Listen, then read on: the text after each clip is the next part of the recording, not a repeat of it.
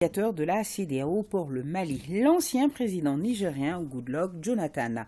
Dans son agenda, la rencontre avec les présidents des partis politiques, les membres du cadre de concertation et les membres de la société civile, c'était en présence du ministre d'État, le colonel Abdoulaye Maïga. Au centre des échanges, les activités majeures de la transition et leur chronogramme d'exécution, et tout porte à croire que le Mali est debout, le pays est sur la bonne voie.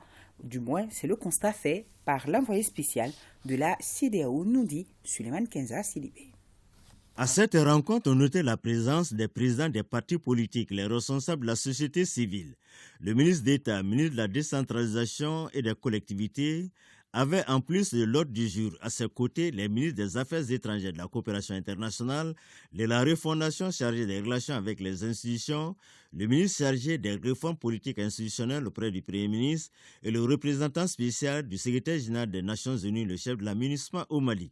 Le ministre d'État, tout en saluant les efforts déployés par l'envoyé spécial de la CEDEAO pour aider le Mali à réussir les réformes, reconnaît que des réformes majeures ont été faites.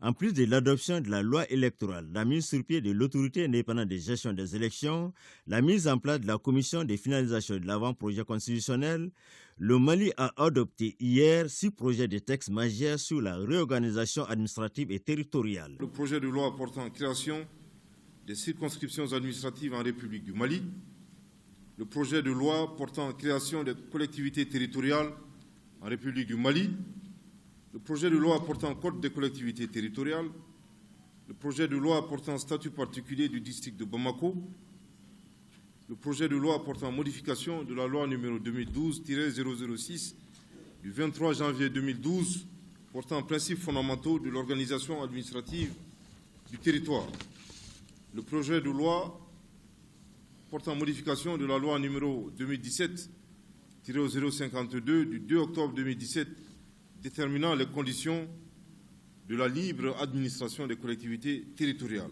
L'envoyé spécial a pris bonne note de toutes ces avancées.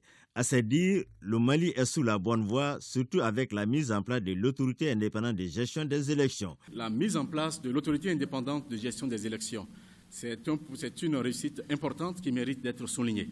Le président de la société civile se réjouit du cadre de concertation mis en place pour échanger sur les réformes. La société civile malienne est partie prenante de toutes les grandes actions. La mise en place des organes de gestion et de supervision des élections avec le décret 12 du 12 octobre 2022, nous y avons participé activement. Le Mali, en son temps, a eu à aider beaucoup de pays à retrouver la paix, dit le porte-parole des partis politiques.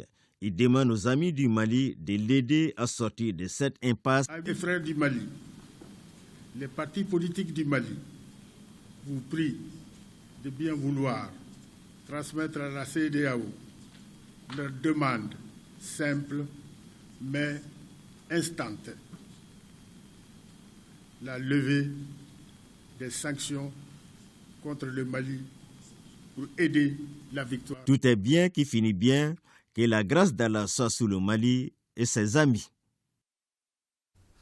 Toujours